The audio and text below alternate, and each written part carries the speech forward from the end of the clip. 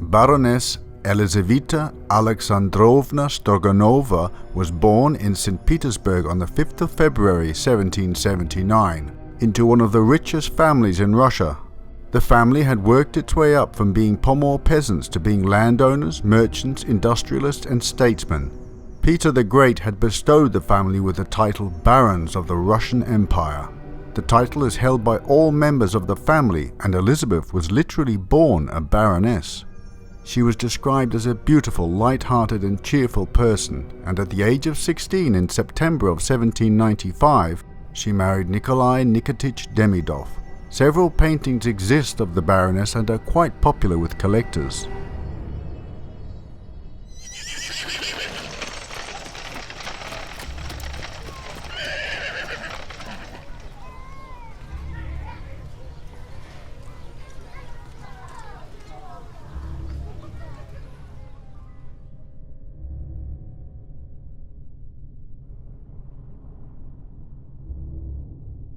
Nikolai was born in St. Petersburg as well on the 20th of September 1773.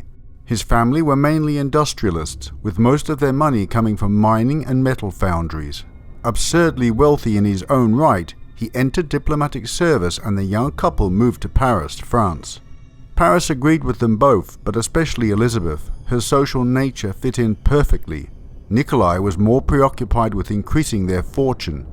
During their marriage, Elizabeth gave him 4 children, 2 of whom survived to adulthood, Pavel and Anatoly. Later in life, Anatoly would go on to acquire the title of Prince of San Donato from the Italian government and marry Napoleon's niece Matilda.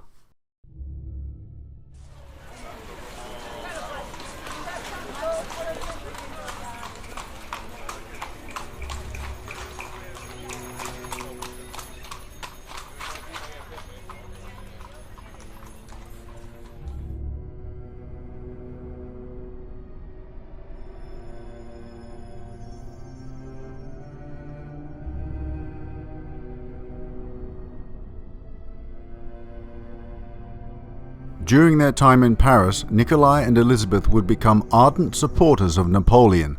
In 1805, mounting tensions between Russia and France forced the recall of Nikolai. They first spent several years in Italy before returning to Russia in 1812. The couple settled in Moscow, but due to the differences in personality between the two, they separated after the birth of Anatoly in 1812. Nikolai continued to serve the Russian Tsar and even fought against Napoleon despite his admiration for him. Eventually he was made Russian ambassador to the court of Tuscany. The Grand Duke Leopold II gave him the title of Count of San Donato in 1827 after Elizabeth's death, for his service in opening a silk factory there.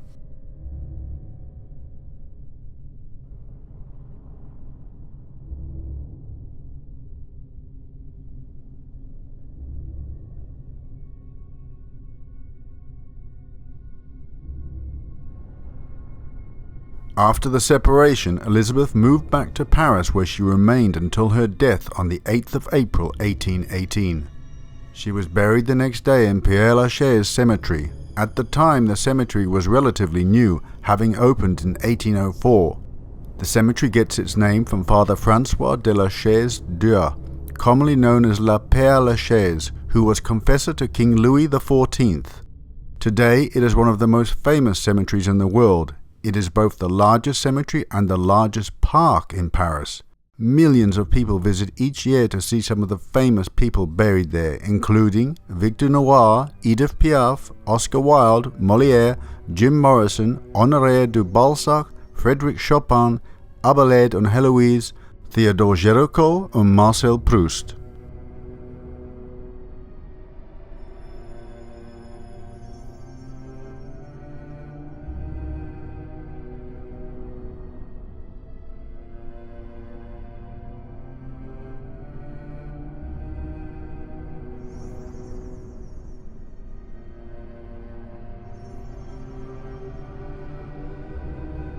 Elizabeth was buried in a large marble mausoleum originally located in Division 39 of the cemetery and later moved to Division 19, where it remains.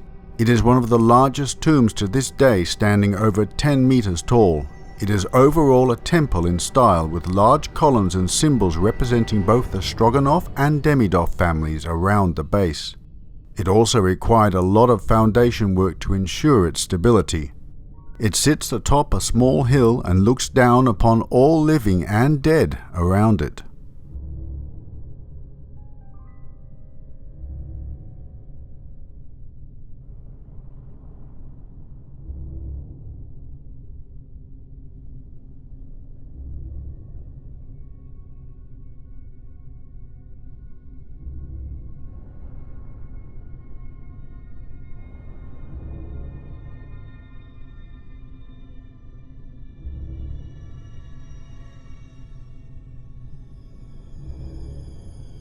Up to this point, the life and death of the Baroness has been rather unremarkable, or so it seems.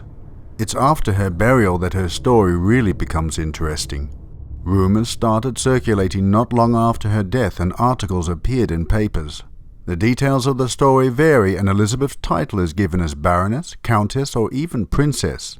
The most common and detailed of the legends are as follows. In her last will and testament, the Baroness would leave a large fortune to the person brave enough to spend 365 days and 366 nights in her tomb with her. A year is quite long enough to become very acquainted with one another.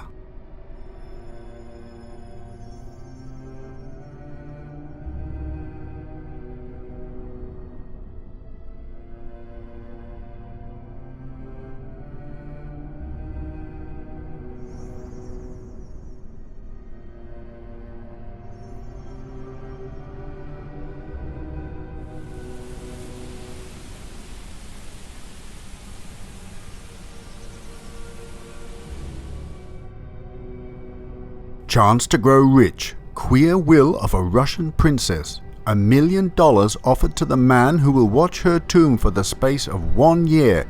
Collectors of women's hair. Paris, November the 15th. 5 years ago, a Russian princess who died in this city left by will $1 million to the person who would consent to remain for the space of 1 year in the chapel which is erected over her tomb in the cemetery of Père Lachaise. The princess lies in a crystal coffin, thus the whole body is distinctly visible, and this is what causes so much fright to all who have as yet attempted to gain the prize. But the will forbids all visitors. The candidate must be alone with the dead for a whole year before the 1 million is won. No work is allowed. Books and newspapers, however, are permitted, and a servant brings meals regularly to the watcher. 1 hour's walk a day is allowed, but this must be undertaken before 5 o'clock in the morning in summer and at 8 o'clock during the winter months. Several Frenchmen have essayed to win the prize, but all have given up after a short trial. One lasted out nearly 3 weeks, by which time he had completely lost his reason and still remains a jabbering idiot. The will makes no mention of foreigners being ineligible. There is every chance, therefore, for a strong-minded American who fears neither ghosts, ghouls, nor gravestones to become rich in the short period of 365 days. Application to be made to the municipality of Paris.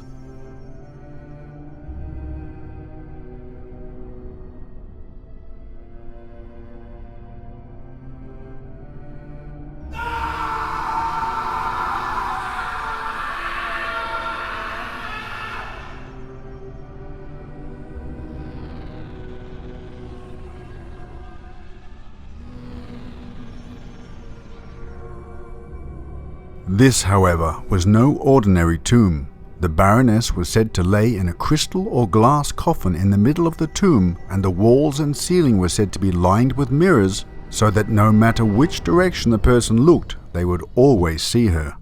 The watcher was allowed to do no work and have no entertainment except reading. They were absolutely forbidden to communicate with anyone. Someone would bring them food once per day and exchange the bucket that would function as their bathroom. They were also allowed to take a 1-hour walk at night after the gates of the cemetery had closed and before they reopened in the morning.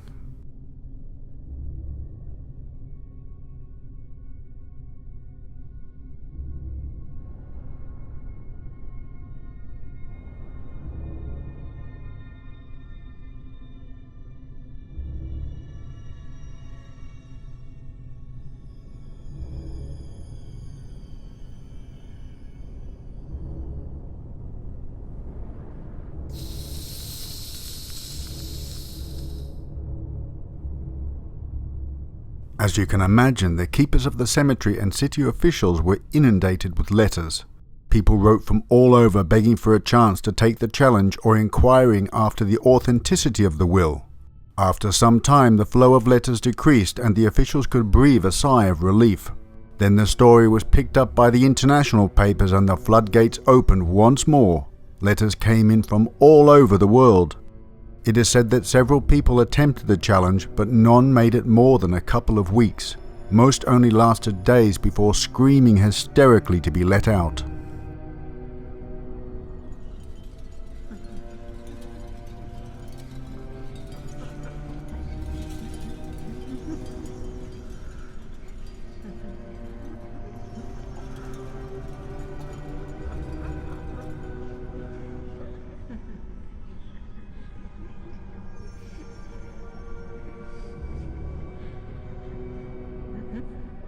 (1893). To the city of Paris, I enclose an article from the Chicago Herald to the effect that $1 million are left by will by a Russian princess to the person who will watch her tomb for the space of 1 year. Please inform me if this is a bona fide offer.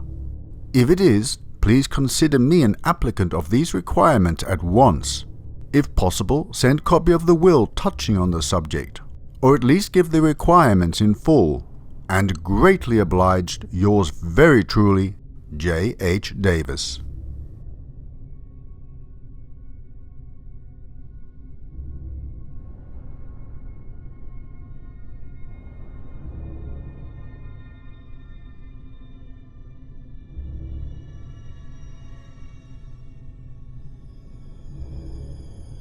One is said to have gone completely mad. Another survivor said that he felt that his life force was being drained away.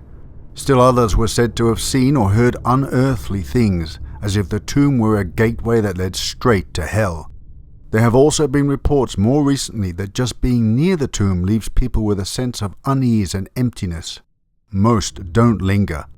This has led to a new theory that the Baroness may have actually been a vampire, and that the challenge was actually held in order to provide her with a form of food. Was she an energy vampire from beyond the grave? Or a real blood vampire, one of the undead?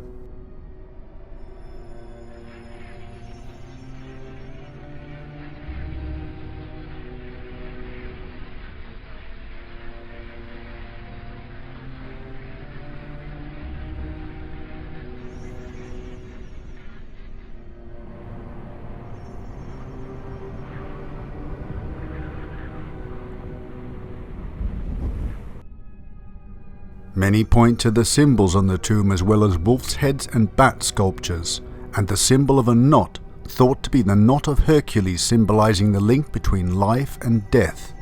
They say the wolf is the daytime guardian of her body. There is also the date of her death, April the 8th, 1818. The number 8 is said to indicate immortality, as when it is turned on its side is also the symbol for infinity. The fact that there are 3 8s in her date of death are said to be for vampires what the number 666 is to the devil. Her body is also said to face the setting sun.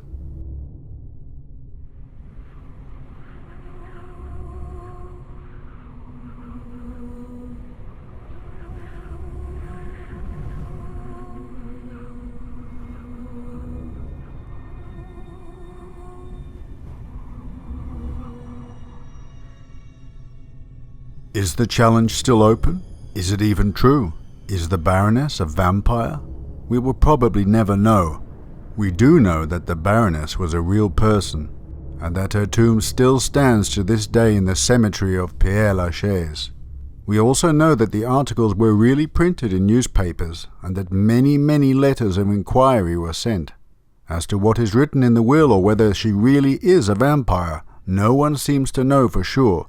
The cemetery officials refuse to comment, and it is said that the tomb has been sealed to prevent anyone from trying the challenge. My dear viewers, would you be prepared to spend 365 days and 366 nights facing the crystal coffin of Baroness Demidoff?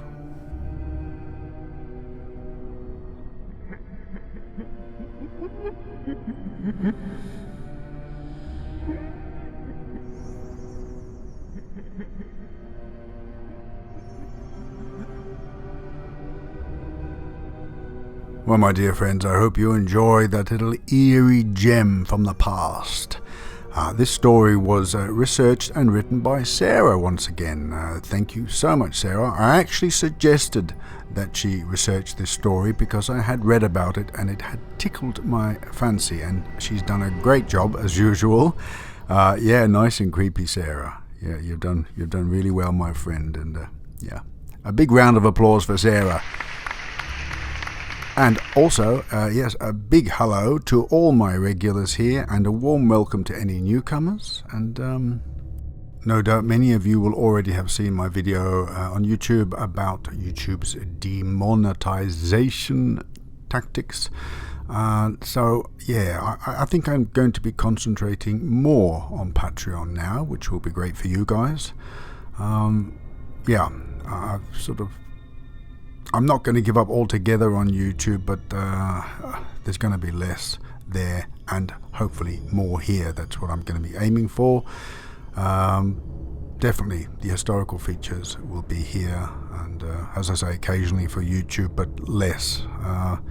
It's just not really worth my while there. It's sort of banging my head against the wall, really. And yeah, so that means good times for us here, indeed. And by the way, what was that about? I think it was at the 7:20 mark. Something about. Let me just read that again. Hang on. Yeah, the article where it says $1 million offered to the man who will watch her tomb for the space of 1 year. Collectors of women's hair. I don't understand. I couldn't see anything in the article about that. What a strange sentence. Collector of women's hair. Can anyone shed any light on that? I'm at a loss.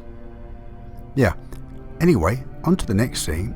I found a video on YouTube where somebody had positioned the camera through a crack into Baroness Demidoff's tomb. The image is coming up just about now. You will see it has picked up a sort of, a presence inside the tomb. And this video is on YouTube. I'll if I find the link, I'll provide it. What I did is I enhanced the images to see if I could pick something out, and it's quite eerie. It appears to be a face, sort of slanted sideways. You may not see it yet, but you may see it soon. Yeah, quite eerie. Have a look. It's coming up now. Yeah, you can see now it's starting to form a bit clearer. Looks like quite a terrifying expression on the face. Can you see now the eyes are sort of slanted? There, now you can see that looks like a face to me. Wow.